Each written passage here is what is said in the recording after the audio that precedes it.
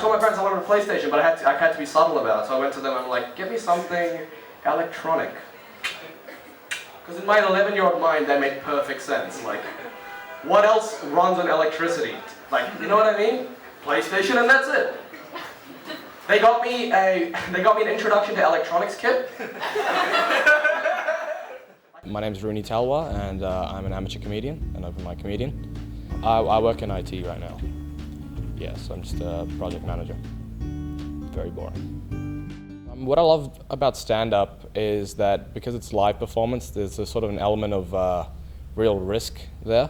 When you're up there performing, anything can happen, and it can go great or it could go horrible, but it's sort of, everything's on the edge, I guess, which is a great feeling. It's exhilarating for me. We're friends now. I don't understand how things are invented, like leather, for example, right? Like, who looked at a cow and thought, this should be around my feet? I started a couple of years ago, but I didn't really do it. I did it sort of on and off for the first year and a bit. So that'd be like once every couple of months just to say that I was doing it. But I sort of caught the bug, I guess, about a year ago. A lot of times you realize that what you find funny isn't necessarily what everyone finds funny, which is good because that doesn't necessarily mean it's a bad joke or it's a bad premise. It just means you got to find the way to make sure everybody's on board with it, which is a good thing. That's how you become a better comedian, I think. A New Zealander has an application and an Australian has the same application. And the employer's like, oh, I like Lord of the Rings, so I'll hire the New Zealander. I practice in front of my mirror once or twice, but just sort of make sure that I'm clear on what I'm trying to say, because once you're on stage, it doesn't really matter the exact words. Nobody's going to know if you used one word instead of another one. It's just about making sure that the point of what you're trying to say, and I guess what the joke is, gets across. Sometimes I can sit and say, I'm going to write for 2 hours and I'll come up with something. Sometimes I can say, I'm going to write all day and I spend 8 hours and come up with nothing. And then 10 minutes before bed, I'll come up with a whole bit.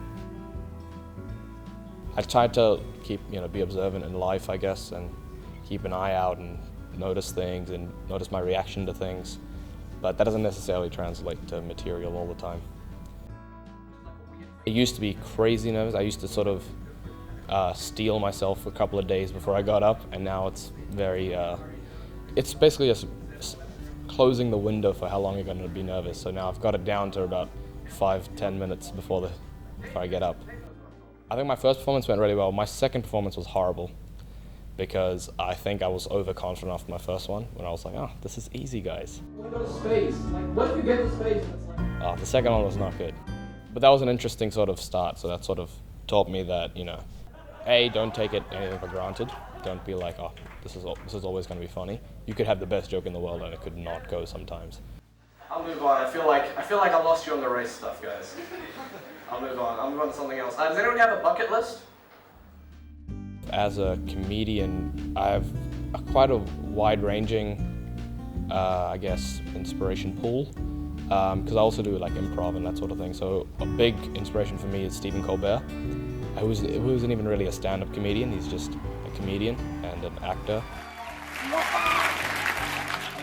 I would want to move away at some point in the next few years, maybe to the States or maybe to London or something. Just so I could pursue it more vigorously, I guess, because like Australia, the comedy scene isn't as big. Yes, I want to do stand-up full-time, if I can. That's where I'm hoping to get one day. That's where I'm sort of aspiring towards. Thanks very much, guys.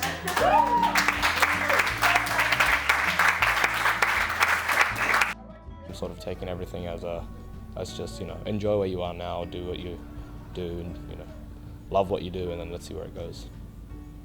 That's what I enjoy doing. That's what you want to spend the rest of your life doing, right? So, yeah, hopefully.